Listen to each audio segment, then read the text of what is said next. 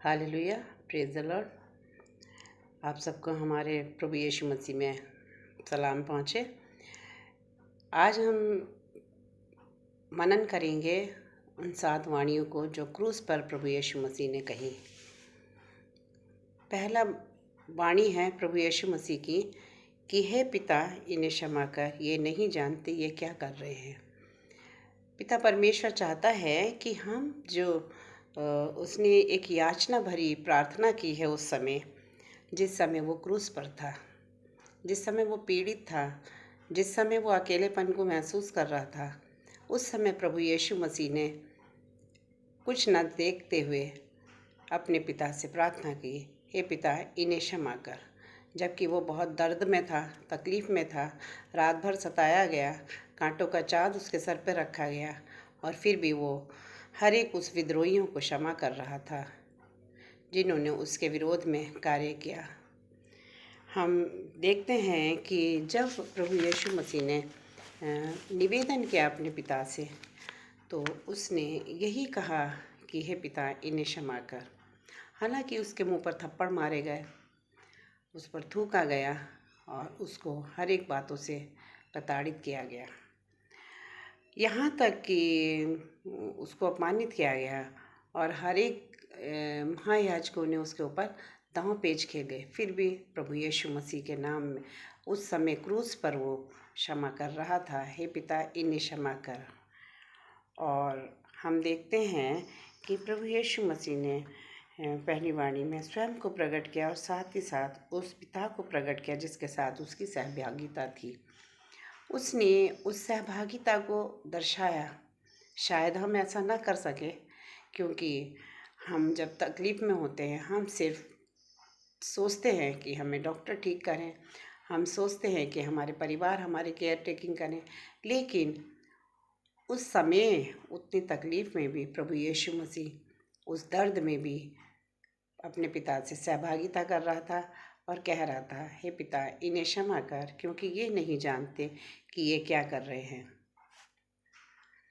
प्रभु यीशु मसीह को मालूम था कि हमारे पिता का स्वभाव प्रेमी है और वो सबको क्षमा करता है। यदि हम माता पिता होने के बाद हम अपने बच्चों को कभी गुनाह कर देते हैं, बच्चे कभी गलती कर देते हैं, तो हम अपने बच्चों को उनको सज़ा देते हैं, लेकिन एक पल में ही हम उन्हें जब वो क्षमा करते हैं, हम क्षमा कर देते हैं। उनकी कितनी भी बड़ी गलती होगी, लेकिन हम क्षमा करते हैं। हमारा पिता परमेश्वर उन सब पर सर्वोपरि है और बड़ा है, और वो चाहता है कि हम क्षमा किए जाएं। उसने क्रूस पर अपने पिता से रिक्वेस्ट की। हम देखते हैं कि विरोधी लोग उस पर दोष लगाते रहे, उसको चिढ़ाते रहे, परंतु उसने ना तो शत्रु का विरोध किया, ना ही अपने बचाव में प्रार्थना की। हम लोग हाथ जोड़ते हैं, यदि हम सताए जाते हैं, हम लोग रिक्वेस्ट करते हैं कि हमें छोड़ दिया जाए, लेकिन हमारे पिता ने प्रभु यीशु मसीह ने कोई शिकायत नहीं की और वो चुपचाप सहता रहा। यीशु कहता रहा, प्रभु यीशु के पुत्र से ये शब्द बार बार निकलते, हे पिता, इन्हें क्षमा कर। वो क्या है, बार बार यही शब्दों को दोहराता रहा।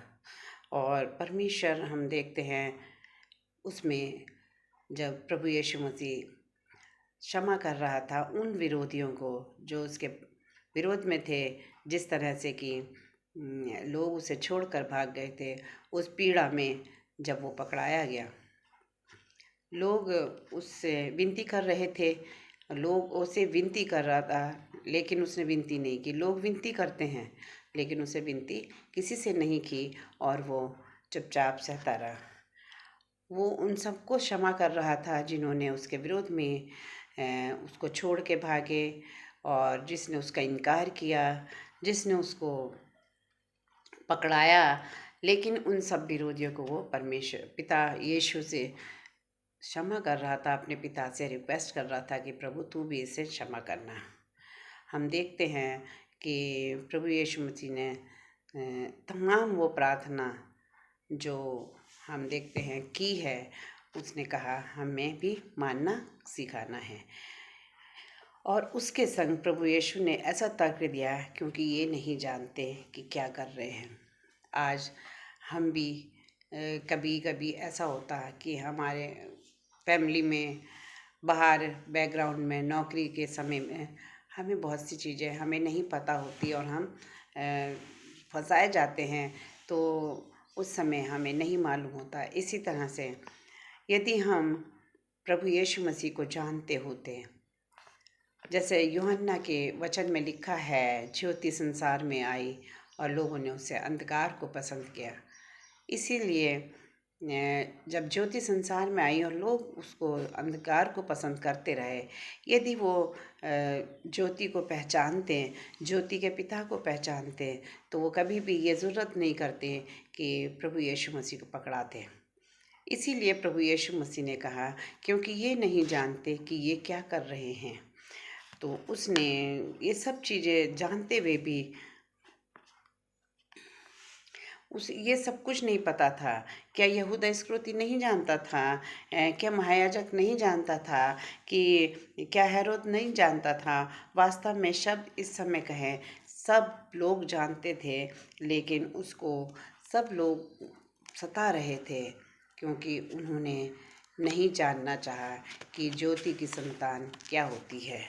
हम प्रभु यीशु मसीह का धन्यवाद देते हैं और प्रार्थना करना चाहते हैं कि जो स्वभाव प्रभु यीशु मसीह का है वो हमारे जीवन में आए, कि हम एक दूसरे को क्षमा कर सकें, क्योंकि प्रभु की आज्ञा यही है कि एक दूसरे से प्रेम करो। क्योंकि यीशु मसीह इसीलिए वो उस पीड़ा को सह रहा था, इसलिए वो उन सबों को क्षमा कर रहा था कि एकता और प्रेम बना रहे। कभी कभी हम लोगों को परिवार में भी ऐसी सिचुएशन आती है कि हम कोई भी चीज़ बर्दाश्त नहीं कर पाते, फिर भी हर एक चीज़ें देखते हुए हमें वो बर्दाश्त करनी पड़ती है कि हमें कोई नहीं, हम उस चीज़ को बर्दाश्त कर लेते हैं। हमारा पिता से यीशु रिक्वेस्ट इसीलिए कर रहा था क्योंकि यीशु ने उस संसार में रह के हर एक चीज़ों को जाना, हर एक दुख और सुख को जाना, और वो इसीलिए क्योंकि उनसे वो अपने शिष्यों से प्रेम करता था, क्योंकि उससे पहले ये शिष्य उसके संग रहा करते थे, जबकि उन्होंने ऐन वक्त पे उसे छोड़ दिया, लेकिन फिर भी वो रिक्वेस्ट कर रहा है कि हे पिता, इन्हें क्षमा कर, क्योंकि ये नहीं जानते ये क्या कर रहे हैं। आज हमारे ऊपर प्रश्न है कि हमें यीशु की पहली वाणी में क्षमा प्रार्थना अपना कार्य करती है। जब हम प्रभु यीशु मसीह से हिम्मत मांगते हैं, ताकत मांगते हैं, प्रभु यीशु मसीह का वचन कहता है, जब उसने अंत समय तक परमेश्वर पिता की आज्ञा का पालन किया और दुख उठाया, तो वो क्यों कर नहीं हमको आशीषित करेगा, क्योंकि वो उनकी भी सहायता करता है जो दुख में होते हैं। तो प्रिय भाइयों बहनों, मैं कहना चाहूँगी कि हमें भी उस पहली वाणी के मानिन, जैसा कि प्रभु यीशु मसीह ने कहा, हे पिता, इन्हें क्षमा कर, क्योंकि ये नहीं जानते ये क्या कर रहे हैं।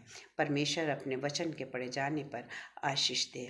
छोटी सी हम प्रार्थना करेंगे। पिता परमेश्वर, हम तेरा धन्यवाद करते हैं इस सुबह की, इस समय के लिए प्रभु, जो तूने हमें प्रभु अपने वचन से प्रभु जी पिता समझाया कि हम पिता परमेश्वर एक दूसरे को क्षमा कर सकें। पिता होने दे कि पिता परमेश्वर, हमने बार बार प्रभु जी पिता हम तुझको क्रूस पर चढ़ाते हैं अपनी गलतियों के कारण। हम जब एक बार बच जाते हैं पिता, फिर भी हम तेरे करीब से दूर हो जाते हैं पिता, और वचन कहता है कि हम बार बार हम तुझको क्रूस पे चढ़ाते हैं।